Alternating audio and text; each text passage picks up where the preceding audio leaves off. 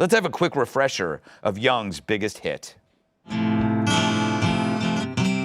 man, take a look at my life. I'm a lot like you. Neil Young, aged Canadian hippie, well-known whiner of such songs as Helpless, Helpless, Old Man, Take a Look at My Life. Neil Young says he wants his music pulled off Spotify because the company is providing a platform for Joe Rogan. That's the rock and roll spirit.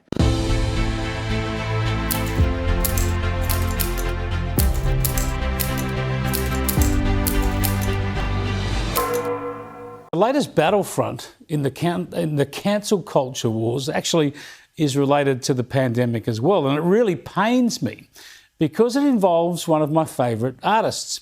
I'm a huge Neil Young fan. I've been listening to the Canadian-American singer-songwriter since I was a teenager. His politics have always been a bit loopy, but you do get that with artists, don't you? Yeah, keep on rocking in the free world, eh? But Neil's not always into freedom, it turns out. He's issued an ultimatum to Spotify this week, demanding they stop hosting podcasts by comedian turned commentator Joe Rogan. Young says drop Rogan or he'll withdraw his music from Spotify.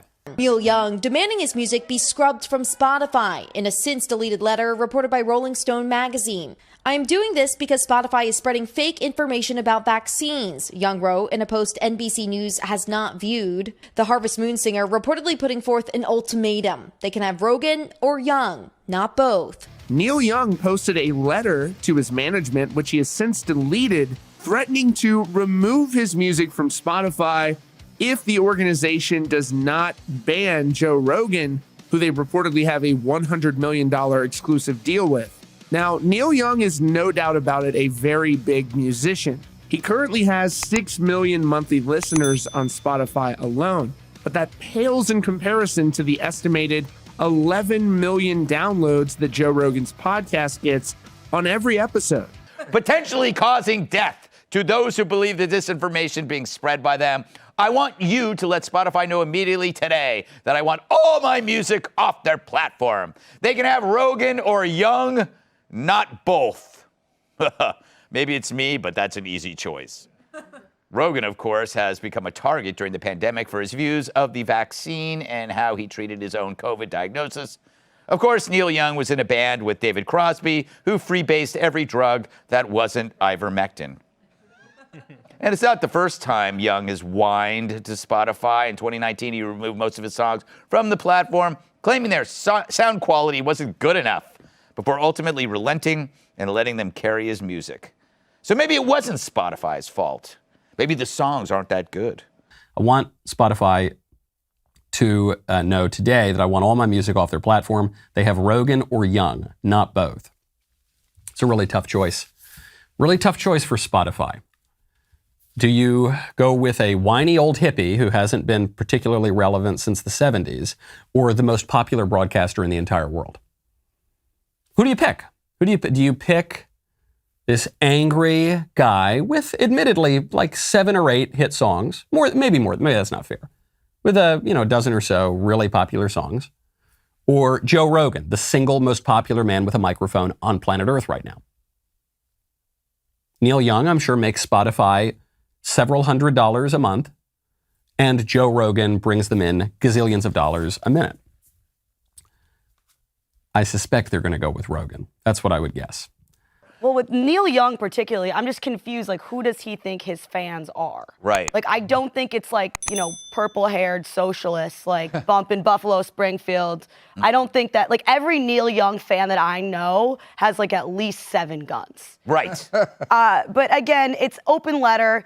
It's not, everyone can read this. An open letter is, everyone, please read this, look at me. Yes. So if you ever have in general, there might be exceptions. If there's an open letter, I'm going to be like, nah. I hope they have an open response that says, fine. Yeah. Because I can't remember the last time I was like online going, where's my Neil Young fix? Where's Neil Young? Rogan has become an American institution. Mm-hmm. So, yeah. That's like me walking into Fox tomorrow and going, listen, one of the Murdochs got to go. Okay? Rupert's gone. It's Tyrus time. Yeah. I'll wait while he clears out his stuff. Yeah. Joe Rogan. Yes. I would say you've had it. Yes. So now get one shot of the vaccine. No. Why not? Because I have better immunity than I would if I was vaccinated. Last week, it was reported that more than 270 doctors signed an open letter to Spotify demanding that they remove Joe Rogan from their platform, though it was later discovered that more than half of those doctors are unable to practice medicine. At some point, I mean, considering people are just kind of doing what they want to do, and a lot of people were, after 2 weeks, everyone just sort of, depending on where your ego was, like, you're not going to tell me. This is all something. I'm going to go outside. Those people, they just kept it going. So now I just feel like, well, you can't have 60% of the population go broke because less than 1% has something. Yeah. So We're not. The rest of them are all lying about me taking horse medication. And we should talk about that. That bothered you. It should bother you, too. They're lying at your network about people taking human drugs versus drugs from veterinary. Calling it a horse dewormer is not a flattering thing. I get that. It's a lie. It's a lie on a news network, and it's a lie that's a willing... That's a lie that they're conscious of. It's not a mistake. Yeah. They're unfavorably framing it as veterinary medicine. Well, the FDA put this thing out. You saw that. Did you see that thing that the FDA put out? What did the FDA put out? It was a tweet, and it was snarky. I admit it. They said, you are not a horse, you are not a cow, stop taking this stuff, or something like that. Why would you say that when you're talking about a drug that's been given out to billions and billions of people, a drug that was responsible for one of the inventors of it making the Nobel Prize. winning the Nobel Prize in 2015? Yeah.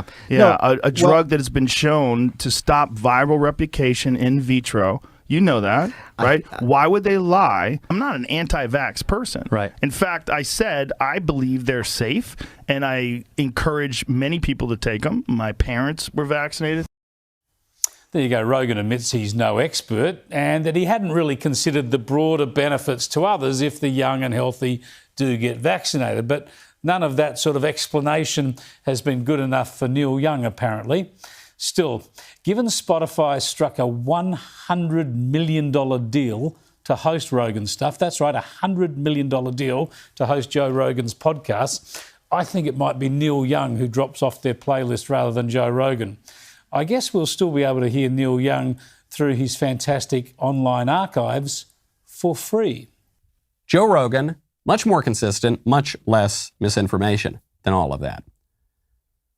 And the procedure is preposterous for him to say it's him or me. Well, an important lesson in politics is know your leverage. Know your leverage, buddy. Ain't nobody going to be missing Neil Young. I actually kind of like Neil Young songs. Okay, I guess I won't listen to them now. Okay, that's not a huge loss. Plus, I can listen to Clapton and Van Morrison, who have a decent head on their shoulders.